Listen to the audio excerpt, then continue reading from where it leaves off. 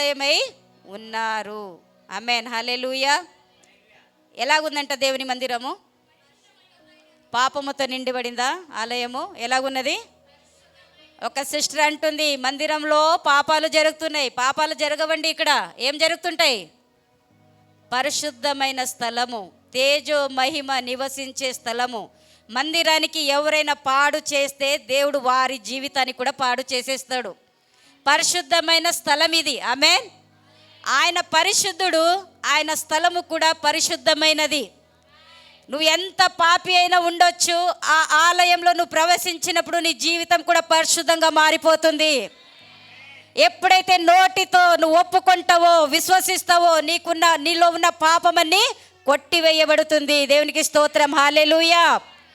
దేవుని మందిరంలో ఇటువంటి పరిశుద్ధత ఉంటుందండి. దేవుని మందిరంలో ఆనందం ఉంటుంది. ఈ ఆనందం ఎక్కడ దొరకదు.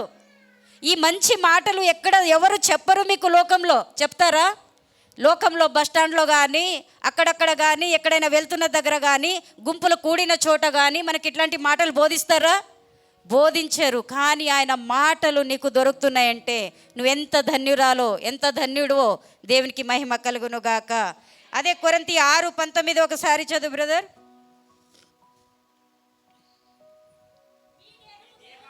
మీ దేహము, అది కాదు, అదేనా? దేవుని ఆలయమై ఉన్నది. ఆమేన్. మీలో ఉన్న ఆ హృదయం ఏమై ఉన్నది? పరిశుద్ధాత్మ ఆలయమై ఉన్నది. మీరు ఎరగరా? మీరు మీ సొత్తు కారు, విలువ పెట్టి కొనబడిన వారు గనుక మీ దేహముతో దేవునికి మహిమపరచుడి. దేవునికి స్తోత్రం, హల్లెలూయా. ఈ దేహం ఏమై ఉన్నదంట? అమ్మో, ఏమై ఉన్నదంట? దేవుని ఆలయమై ఉన్నదంట.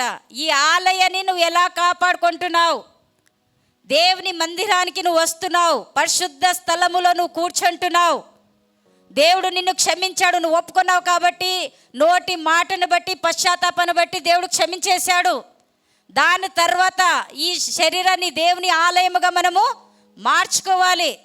మార్చుకున్న తర్వాత కూడా ఇంకా పాపములో నువ్వు పాడు చేసుకుంటే లేనిపోని అలవాటు అన్నీ ఆ శరీరంలో వచ్చేస్తాయి అన్నమాట. దేవుడు పరిశుద్ధుడుగా ఉన్నాడు కాబట్టి మీరు కూడా పరిశుద్ధులుగా ఉండుడి అని వాక్యంలో రాయబడి ఉన్నది. నీ దేహము దేవుని ఆలయం అని రాయబడి ఉన్నది.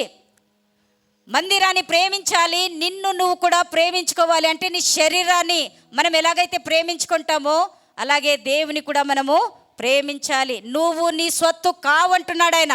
ఎవరి సొత్తు అంట? నువ్వు దేవుని సొత్తు అంట. దేవుని సొత్తు ఎక్కడ రావాలి? సంతలో పోవాలా? దేవుడు అంటున్నాడు, నా ఆలయానికి రండి. ఆదివారం ఎక్కడ రండి అంటున్నాడు? నా ఆలయానికి రండి అంటున్నాడు. దేవుని సొత్తైన నువ్వు, ఆయన విలువ పెట్టి కొన్న నువ్వు ఎక్కడ ఉండాలంట? ఆదివారం దేవుని మందిరానికి పరుగున రావాలంట. దేవునికి స్తోత్రం, హల్లెలూయా. ఆయనను ఆరాధించటానికి పరిగెత్తుకొని రావాలి. దేవునికి మహిమ కలుగునుగాక. దేహాలతో ఆటలాడుకుంటారు చాలామంది, తెలుసా? దేహముతో తప్పులు చేస్తుంటారు, అందాన్ని బట్టి తప్పులు చేస్తుంటారు, శరీరాన్ని బట్టి తప్పు చేస్తుంటారు. కానీ దేవుడు గద్దిస్తున్నాడు. ఏమంటున్నాడంటే, ఈ దేహము దేవుని ఆలయమై ఉన్నది, ఈ దేహములో నేను నివసిస్తున్నాను, ఈ దేహము మళ్ళీ పాడు చేసుకోకండి, ఈ దేహంలో లేనిపోనిది దాంట్లో నింపకండి. ఏం నింపుకోవాలంట? దేవుని వాక్యమును నింపుకోవాలి. దేవునికి స్తోత్రం, హల్లెలూయా. దేవుని ప్రేమించేవారిగా ఉండాలి, ఆయనను ఆరాధించేవారిగా ఉండాలి, ఆయన నామమును కీర్తించేవారిగా ఉండాలి. దేవునికి స్తోత్రం, హల్లెలూయా. ఎన్నో వచనాలు నేను చెప్పిన. కీర్తన గ్రంథం 63:8 ఒకసారి చూద్దామా? కీర్తన గ్రంథము 63:8.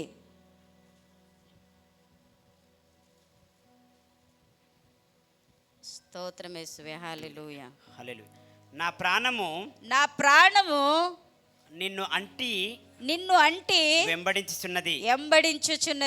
నీ కుడి చేయి నన్ను ఆదుకొనుచున్నది. దేవునికి స్తోత్రం, హల్లెలూయా. అంటుకట్టుబడి అంటే ఏంటి? అంటుకొని ఉన్నదంట. దేవునితో ఎవరి ఆత్మ అంటుకొని ఉందంట? ఈ కీర్తన రాసిన భక్తుడు దావీదే కదా. ఆయన ఆత్మ దేవునితో ఎలాగుందంట? అంటు అంటే తెలుసు కదా, అంటు తెలుసా తెలియదా? తెలిస్తే చెప్పండి, ఎలా ఉంటుంది అంటు? ఇట్లా అంటుకొని ఇట్లా వదిలిపెడుతుందా? జిగురు ఉంటుంది కదా, అది అంటుకుంటే వదిలిపెట్టదు, ఇట్లా చాలా అంటుకొని ఉంటుంది. అయస్కాంతం కూడా అంతే అనుకుంటా కదా, ఇట్లా ఎంత దూరపడిచినా అది మళ్ళీ దగ్గరకే వెళ్తుంది.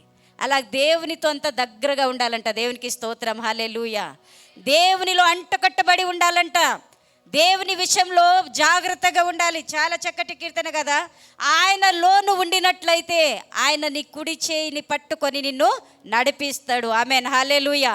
వేరే వాళ్ళు నడిపించే అవసరం లేదు, లోకము నిన్ను నడిపించే అవసరం లేదు, మనుషులు నిన్ను నడిపించే అవసరం లేదు. దేవుని చేతిలో నీ చేతిని పెట్టు, ఆయన నిన్ను నడిపిస్తాడు. దేవునికి స్తోత్రం. ఆయన మందిరాన్ని ప్రేమించి పరుగునను రా, ఆయనను స్తుతించు, ఆయనను ఘనపరచు, తేజో మహిమ నివసించే స్థలములో ఆయనకు మహిమపరచు. దేవుడు నీ కుడి చేయిని పట్టుకొని నిన్ను ఆశీర్వదిస్తాడు. దేవునికి స్తోత్రం, హల్లెలూయా. ఈ భక్తుడు ఏమంటున్నాడు? దావీదు. అందుకే దావీదుకు నా హృదయానుసారుడు అని దేవుడు ఎందుకు పిలిచాడు తెలుసా? ఆయన అంత అంటుకట్టుబడి ఉన్నాడు దేవునితో. దేవునితో అటువంటి సావాసం ఉంది ఆయనకు, దేవునితో అటువంటి సంబంధం ఉంది. కాబట్టి దావీద్ మహారాజు అనేక సార్లు ఆలయాన్ని గురించి, మందిరాన్ని గురించి, మళ్ళీ మందిరాన్ని ప్రేమించే గురించి, నీ ఆవరణంలో ఒక్క దినము గడుపుట 1000 దినానికి శ్రేష్టము. ఎందుకు అంటున్నాడు ఇవన్నీ అంటే దేవునితో కలిగే సావాసం అలాంటిది ఆయనకు. మనకు ఆ సావాసం ఉందా? మనం దేవునితో అంటుకట్టుబడి ఉంటున్నామా? దేవునిలో హత్తుకొని ఉంటున్నామా? దేవుని హస్తము మనలను పట్టి నడిపిస్తుందా? ఒకసారి ఆలోచించాల్సిందే. దేవునికి స్తోత్రం, హల్లెలూయా. ఆలయం గురించి చాలాసార్లు భక్తుడు చాలా వచనాలు రాసి ఉన్నాడు.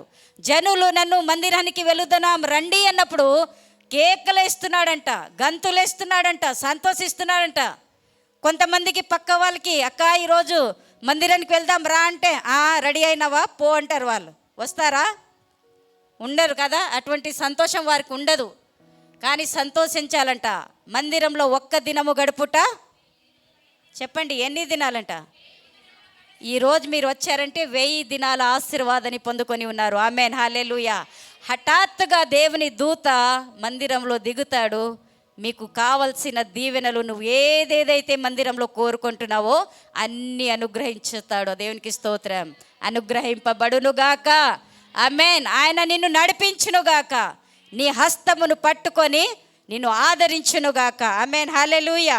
ఆయన హస్తములో స్వస్థత ఉన్నది. ఆయన హస్తం ఒకసారి పట్టుకుంటే వదిలిపెట్టాడు. మనమైతే, పిల్లలైతే చేయి పట్టుకుంటే వదిలిపెడతారేమో, కానీ నా దేవుడు నిన్ను వదిలిపెట్టాడు. కానీ మందిరాన్ని ప్రేమించాలి. యెషయా గ్రంథంలో చదివినట్టుగా విశ్రాంతి దినాన్ని నిర్లక్ష్యం వహించకూడదు. ఏం చేయకూడదు? నిర్లక్ష్యం వహించకూడదు. అక్కడ చాలా చక్కటి మాటలు ఉన్నాయి. మందిరాన్ని నిర్లక్ష్యం చేయవద్దు. నీ పిల్లల జీవితాన్ని నువ్వు నిర్లక్ష్యం చేయవద్దు. మందిరానికి నువ్వు నడిపించు. మొదటిగా నువ్వు రా, నీ భర్తని తీసుకొని రా, నీ కుటుంబముతో రా. మందిర దీవెనలతో నీ కుటుంబాన్ని దేవుడు నింపుతా అంటున్నాడు. దేవునికి స్తోత్రం. దేవుడు నిన్ను ఆశీర్వదిస్తా అంటాడు. చాలామంది ఎక్కడెక్కడనో పరిగెత్తుతూ ఉంటారండి. అక్కడ పోతే బాగా అవుతుందేమో, ఇక్కడ పోతే బాగా అవుతుందేమో, కానీ నీ కొరకు దేవుడు ఇక్కడ ఒక మందిరాన్ని పెట్టి ఉన్నాడు. దేవునికి స్తోత్రం, హల్లెలూయా. ఈ మందిరాన్ని ప్రేమిస్తా అంటున్నాడు. ఇందులో వచ్చిన వారిని నేను పట్టుకుంటా అంటున్నాడు. ఇక్కడ వచ్చిన వారిని నేను తేజం మహిమతో నింపుతా అంటున్నాడు. కానీ అనేక సార్లు మనం నిర్లక్ష్యం వహిస్తూ ప్రార్థనకు రాకుండా ఇంట్లో ఉండి, లోకంలో ఉండి తిరుగుతూ ఉంటారన్నమాట కొంతమంది. కానీ దేవుని మాటకు లోబడాలండి. ఎన్నో వచనాలు నేను చూపెట్టిన, ఎన్నో వచనాలతో దేవుడు మీతో మాట్లాడినాడు. శ్రద్ధగా విన్నారు కాబట్టి దేవునికి మహిమ. కొంచెమే ఉండొచ్చు, కొంచెమే పిండి, కొంచెమే నూనె, అందులోనే సమృద్ధి. ఆమేన్, హల్లెలూయా. పైసల కొరకు, ధనాపేక్షల కొరకు పరిగెత్తొద్దు. కొందరు ఆదివారం చూడరు, కొందరు ఉదయమే లేస్తే పరిగెత్తుతూ ఉంటారు, సంపాదన కొరకు పరిగెత్తుతూ ఉంటారు.